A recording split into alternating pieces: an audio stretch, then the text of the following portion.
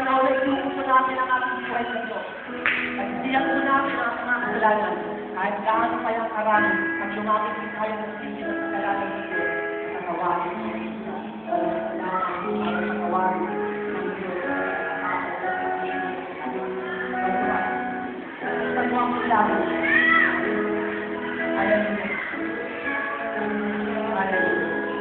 At hindi mo sa Diyos ang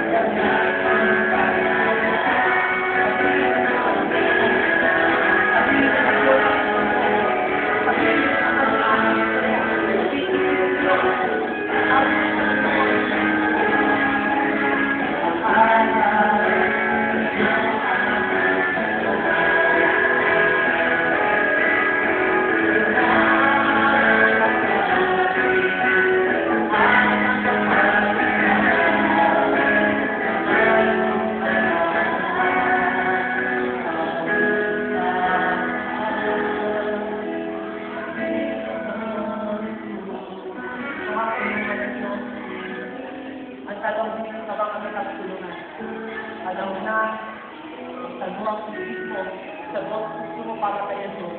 Sabi ng banal na kasulatan, kay kumakat mo sa bukuan ng aming Diyos. Kung pagbubuksan namin siya, siya ay papasok at siya ay naging bahagi ng ating. Buksan mo ang bibig mo at sabihin mo, mula sa iyong puso, huwag kang maiyak.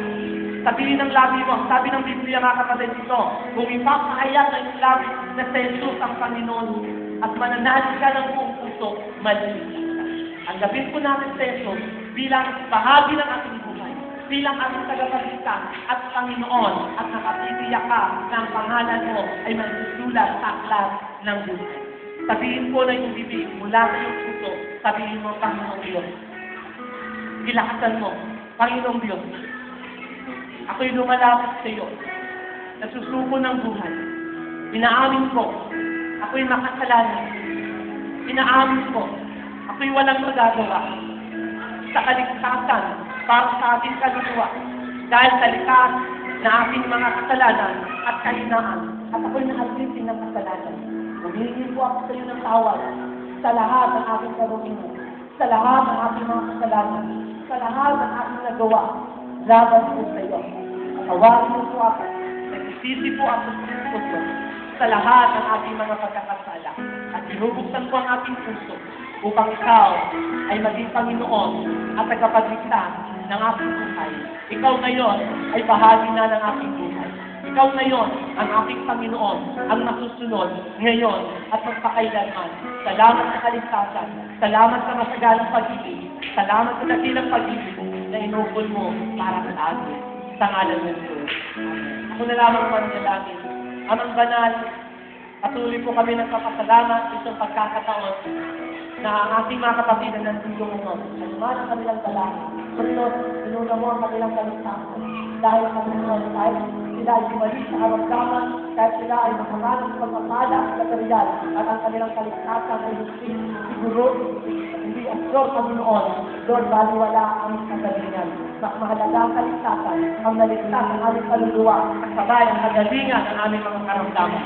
Panginoon, pinapanalangin mo ang lubos na kagalingan at pagpapala sa lahat na nandito ngayon na ikaw ang naging Panginoon at kanilang tagapagligtas o Diyos. Pagpalain mo ang kanilang buhay. I-anoint mo sila o Diyos. Abutin mo sila sa uriya ng kanilang buhay na kailangan sa Panginoon. Diyos, hindi ko man nabanggit ang kanilang pangalan. Subalit alam mo ang pangangailangan nila, alam mo ang kanilang kalagayan o Diyos. Pinapanalangin ko, magbibigay ko kayo ng pagpapala sa kanila. Panginoon, ginawa mo ang kaligtasan para sa kanila. Gumawa ka ng paraan para sa kanilang kaligtasan. Kanilang magagawa mo din sila pagpalain sa area ng kanilang buhay, sa area ng kanilang pangangailangan, ang kanilang pamilya. Panginoon, pinapanalangin ko namin, O Diyos, pagpapalain mo sila sapagkat natutunan lamang ang manampalataya sa loob ng sambahayan. Ang buong sambahayan ay maliligtas. Panginoon, pininiwalaan po namin ito. Sila po ay magiging daan upang ang kanilang pamilya ay makakilala sa iyo at maranasan ang kaligtasan na nagmumula sa iyo. Maraming salamat. Hindi po aksidente ito, Panginoon. Sila ay nandito. Matagal mo itong plinano noon pa man sapagkat mahal mo sila pero ang gagawin magandang kasalisayan sa kanilang buhay. Hindi po nila malilimutan. Ito po ay aming panalangin at pinapasalamatan kita, Panginoon, sa kaligtasan ng ating mga kapatid sa patuloy na pagkilos mo sa kanila. Ika-ila glory. Ang lahat magsabi ng Amen. Amen. Alapakan po natin ang Diyos. At pumupo muna tayo habang inaabot po sa inyo ang kunti po natin pagkakalusaluhan.